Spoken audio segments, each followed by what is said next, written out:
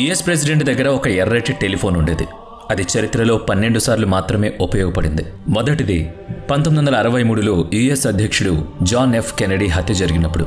రెండవది Israel Arab దేశాల మధ్య 1967లో యుద్ధం జరిగినప్పుడు. మూడోసారి 1971లో భారతదేశం మరియు పాకిస్తాన్ మధ్య యుద్ధం వచ్చినప్పుడు. ఇక చివరిసారిగా 2016లో అప్పటి అమెరికా అధ్యక్షుడు బరాక్ ఒబామా ఒక సందేశం ఇవ్వడానికి ఈ ఫోన్ను ఉపయోగించారు. కేవలం ముఖ్యమైన సందర్భాల్లో ఉపయోగించే ఈ ఎర్రటి టెలిఫోన్ను చాలాసార్లు మీరు హాలీవుడ్ సినిమాల్లో చూసే ఉంటారు. కానీ వాస్తవానికి ఇది ఫోన్ కాదు, టెలిగ్రాఫ్ లాంటి మెషిన్. దీన్ని మాస్కో వాషింగ్టన్ హాట్ లైన్ అని పిలుస్తారు. ఈ హాట్ లైన్ చాలా ప్రత్యేకమైంది. ఇది ఉద్దేశపూర్వకంగా సృష్టించబడింది. పొరపాటున కూడా అమెరికా, సోవియట్ యూనియన్ ఒకదానిపై ఒకటి అణుయుద్ధం చేయకుండా ఉండడానికి ఇది సృష్టించబడింది. 1962లో క్యూబా సంక్షోభ సమయంలో ఇలాంటి పరిస్థితి ఏర్పడింది. కాబట్టి ఇరు దేశాలు అత్యవసర పరిస్థితుల్లో ఇలాంటి లైన్ ఒకటి ఉంటే ఇరు దేశాల మధ్య సందేశం పంపించడానికి ఉపయోగపడుతుంది అన్నది ప్రధాన ఉద్దేశం. కానీ మాస్కో వాషింగ్టన్ హాట్ లైన్ ఏర్పాటు చేయడానికి మరొక కారణం కూడా ఉంది. సోవియట్ యూనియన్ టెక్నాలజీలో దూసుకుపోతున్నప్పుడు అమెరికా తన ఆధిపత్యాన్ని నిలుపుకునేందుకు ఒక కార్యక్రమాన్ని తలపెట్టింది. ఒక రాకెట్ సాయంతో అంతరిక్షంలో 35 కోట్ల సూదులను వదిలిపెట్టింది. ఇన్ని సూదులు వదిలేయడం వల్ల ప్రయోజనమేంటి? అమెరికా భవిష్యత్తులో ఏం చేయాలనుకుంటోంది? 1960వ దశాబ్దంలో అమెరికా, సోవియట్ యూనియన్ మధ్య ప్రతి విషయంలో యుద్ధం జరిగింది. మిస్సైల్ మధ్య, వారి ఆలోచనల మధ్య, ఆయుధాలు, అంతరిక్షం మధ్య, ఇలా ప్రతి విషయంలోనూ యుద్ధమే. అలాగే సమాచార వ్యవస్థ, కమ్యూనికేషన్లో కూడా యుద్ధం జరుగుతోంది. ఏ యుద్ధానికైనా సమాచార వ్యవస్థ చాలా ముఖ్యం. అందువల్ల ఇరు దేశాలు తమ సమాచార వ్యవస్థను బలోపేతం చేయడానికి ప్రయత్నాలు మొదలుపెట్టాయి. 1960వ దశకంలో ఈ సమాచార నిర్వహణకు కేవలం 2 మార్గాలుండేవి. ఒకటి రేడియో తరంగాలు, 2 సముద్రం మధ్యలో అడుగు భాగాన మహాద్వీపాలను కలుపుతూ వేసే కేబుల్స్. వీటిని టెలిగ్రాఫ్, టెలిఫోన్ లైన్ లాగా ఉపయోగించేవాళ్లు. మనం ఇప్పుడు వాటిని అండర్ సీ బ్రాడ్బ్యాండ్ కేబుల్స్ అంటున్నాం. అప్పట్లో టెలిఫోన్, టెలిగ్రాఫ్ లైన్స్ అని అనేవాళ్లు. చాలా వేగవంతమైన పద్ధతి ఇది. ప్రచ్ఛన్న యుద్ధం జరిగినప్పుడు నమ్మదగిన పద్ధతి. అమెరికాను ఒక భయం వెంటాడడం ప్రారంభించింది. ఏదో ఒక రోజు సోవియట్ యూనియన్ సముద్రం లోపల దిగువనున్న కేబుల్స్ను డిస్కనెక్ట్ చేస్తే కమ్యూనికేషన్ ఎలా జరుగుతుంది? అమెరికా శాస్త్రవేత్తలకు ఒక ఆలోచన వచ్చింది. అంతరిక్షంలో మన భూమిపైన సుదూరంగా ఒక కవచంలాగా ఏర్పాటు చేసి వాటిని కమ్యూనికేషన్లకు ఉపయోగిస్తే ఎలా ఉంటుంది? ఇది వాళ్ళ ఆలోచన. అసలు ఇప్పుడు ఈ ఆలోచన చేయాల్సిన అవసరం ఏమొచ్చింది?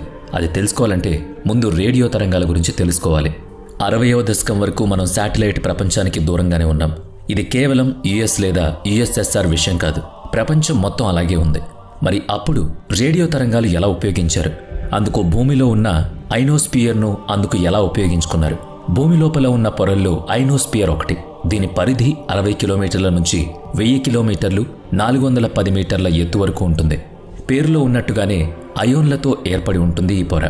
సూర్యుని యొక్క అల్ట్రావైలెట్ కిరణాలు ఈ పొర మీద పడినప్పుడు అయనీకరణం జరుగుతుంది. వాతావరణంలో ఉండే నైట్రోజన్, ఆక్సిజన్ వాయువులు యూవీ కిరణాలు పడిన వెంటనే వాటిలోని ఎలక్ట్రాన్లు అణువు నుంచి వేరు కావడం ప్రారంభిస్తాయి. అప్పుడు ఐనోస్పియర్లో ఎలక్ట్రాన్లు మరియు అయాన్ల మందపాటి పొర ఏర్పడుతుంది. ఈ లేయర్ వల్ల కమ్యూనికేషన్లో ప్రయోజనం ఉంటుంది. రేడియో తరంగాలు ఐనోస్పియర్ నుంచి బయలుదేరినప్పుడు భూమిలో ఉన్న ఉచిత ఎలక్ట్రాన్లను ఢీకొట్టడం ద్వారా అవి రిఫ్లెక్ట్ అవుతాయి. భూమి చుట్టూ మళ్లీ తిరుగుతున్నట్టుగా సిగ్నల్ సైడ్ నుంచి వెళ్లిన తర్వాత ఐనోస్పియర్తో ఢీకొని భూమికి తిరిగి వస్తుంది. ఇలా నిరంతరం కొనసాగుతూనే ఉంటుంది. ఐనోస్పియర్ నుంచి వరుస క్రమంలో రేడియో తరంగాలు బౌన్స్ అయినప్పుడు చాలా దూరం ప్రయాణిస్తాయి. దీన్ని లైన్ ఆఫ్ సైట్ అంటారు.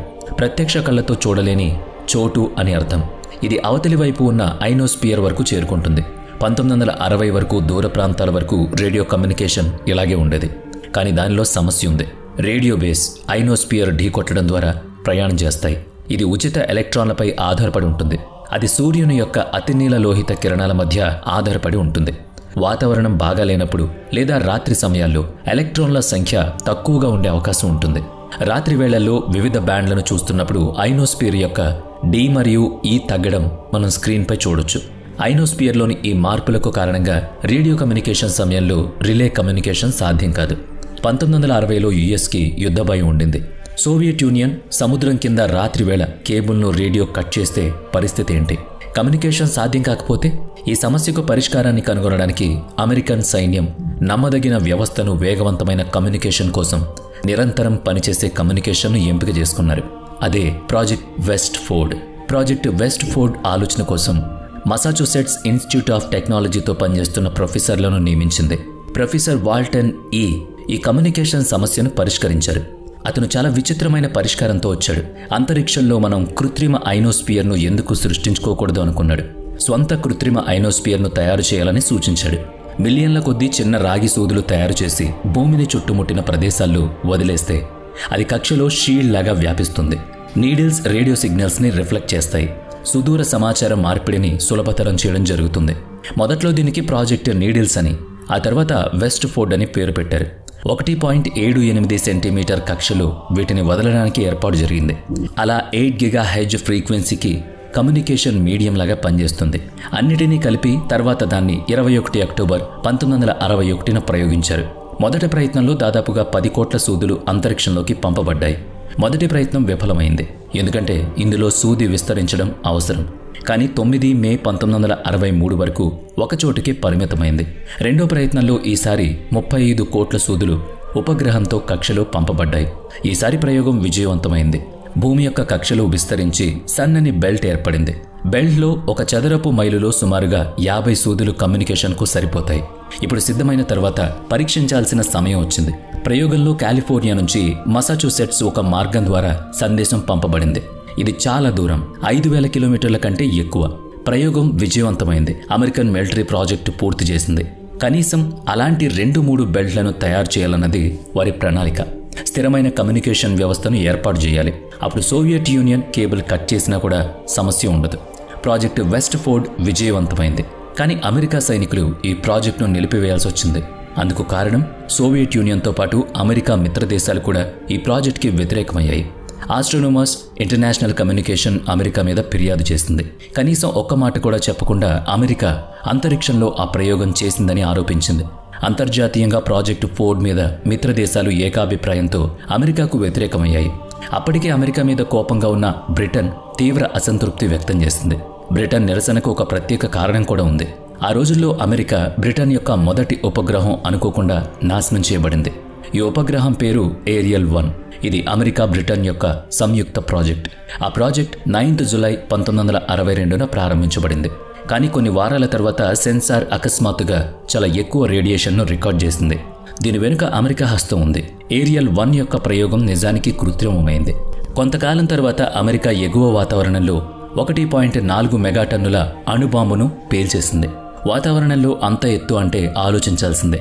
దీని నుంచి ఉత్పత్తి అయ్యే రేడియేషన్ ఏరియల్ 1ను ప్రభావితం చేయడమే కాదు, ఆ సమయంలో భూమి యొక్క కక్షలో అప్పటికే ఉన్న ఉపగ్రహాల్లో 1/3 నాశనం చేసింది. ఈ అన్ని సంఘటనల కారణంగా అమెరికన్ అంతరిక్ష ప్రాజెక్టులకు పెద్ద ఎత్తున వ్యతిరేకత ఎదురైంది. ప్రాజెక్టు వెస్ట్ ఫోర్డ్ ప్రాజెక్టును మూసివేయాలనే డిమాండ్ లేవనెత్తింది.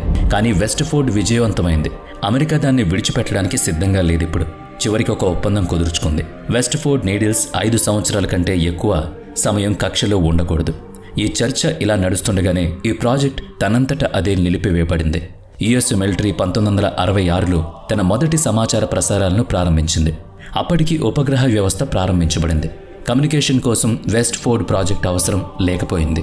1967లో ఫోర్డ్ ప్రాజెక్టు ముగిసిన తర్వాత అంతరిక్షానికి సంబంధించిన అన్ని దేశాల మధ్య ఒక ముఖ్యమైన సమస్య వచ్చింది. సమస్య పరిష్కారం కోసం ఒక ఒప్పందం కుదిరింది. దీని పేరు ఔటర్ స్పేస్ అగ్రిమెంట్. దీని నిబంధనల ప్రకారం అంతరిక్షంలో ఉన్న ఏదైనా దేశం లేదా ఏదైనా గ్రహం ఖగోళ శాస్త్రపరంగా అంతరిక్షం లేదా ఏదైనా ఖగోళ వస్తువుపై సార్వభౌమాధికారాన్ని క్లెయిమ్ చేయకుండా ఏ దేశాన్నైనా నిరోధిస్తుంది. రాష్ట్రాలు అణ్వాయుధాలను లేదా ఇతర సామూహిక విధ్వంసకర ఆయుధాలను కక్షలో లేదా ఖగోళ వస్తువులపై ఉంచకూడదు, లేదా వాటిని మరే ఇతర పద్ధతిలో అంతరిక్షంలో ఉంచకూడదు.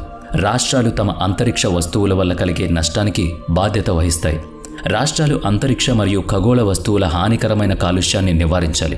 చంద్రుడు మరియు ఇతర ఖగోళ వస్తువులు శాంతియుత ప్రయోజనాల కోసం ప్రత్యేకంగా ఉపయోగించబడతాయి. ఏ రకమైన ఆయుధాలను పరిష్కరించడం, సైనిక విన్యాసాలు నిర్వహించడం లేదా సైనిక స్థావరాలు, సంస్థాపనలు మరియు కోటలను ఏర్పాటు చేయడం కోసం వాటిని ఉపయోగించడాన్ని నిషేధిస్తుంది. ఒప్పందంపై సంతకం చేసిన తర్వాత స్పేస్ మీద పోటీ పెరిగింది. 1969లో నీల్ ఆర్మ్స్ట్రాంగ్ చంద్రునిపై అడుగుపెట్టాడు. అమెరికా ఈ రేసులో ముందంజలో ఉంది. క్రమంగా మిగిలిన దేశాలు చైనా, ఇండియా, బ్రిటన్ కూడా స్పేస్ అన్వేషణలో కనెక్ట్ అవ్వడం ప్రారంభించాయి. ఆ అన్వేషణల ఫలితమే ఈరోజు మనం ఉపయోగిస్తున్న జీపీఎస్. ఎలాన్ మస్క్ ఏకంగా స్టార్ లింక్ ఏర్పాటు చేశాడు. అందుకే ప్రపంచంలో ఎక్కడైనా ఇంటర్నెట్ సౌకర్యం అందుబాటులో ఉంటుంది. మరొక ఆసక్తికరమైన విషయాన్ని చూద్దాం. ప్రారంభంలో వాషింగ్టన్ మరియు మాస్కో మధ్య కమ్యూనికేషన్ గురించి చెప్పుకున్నాం. ఈ లైన్ గత 61 సంవత్సరాలుగా తెరిచే ఉంది. దీని ఉపయోగం మనం ముందు చెప్పుకున్నట్లుగా కేవలం ముఖ్యమైనది మాత్రమే అయి ఉంటుంది. 1991లో సోవియట్ యూనియన్ను రద్దు చేసినప్పుడు వారి సైనికులు నిరంతరం దీన్ని మానిటర్ చేసుంచారు. 8 గంటల పాటు రోజుకు 3 సార్లు పర్యవేక్షించబడింది. ప్రతి గంటకు ఒక సందేశం పంపబడింది. ఈ లైన్ సరిగ్గా పనిచేస్తుందని అర్థం చేసుకున్నారు. అమెరికా నుంచి విలియం షేక్స్పియర్ నాటకంలో పంక్తులు సోవియట్కు పంపబడ్డాయి. రష్యన్ సాహితీవేత్త ఆంటోన్ చెకోవ్ బృందం కూడా కొన్న పుస్తకాల్లోని కొన్ని పంక్తులు పంపించారు. సందేశాలకు సంబంధించి కఠినమైన నియమాలను కలిగి ఉంటాయి. ఈ సందేశాలను తప్పుగా అర్థం చేసుకోవచ్చు. కాబట్టి సందేశానికి సంబంధించి టెక్స్ట్ ఉపయోగించకూడదు.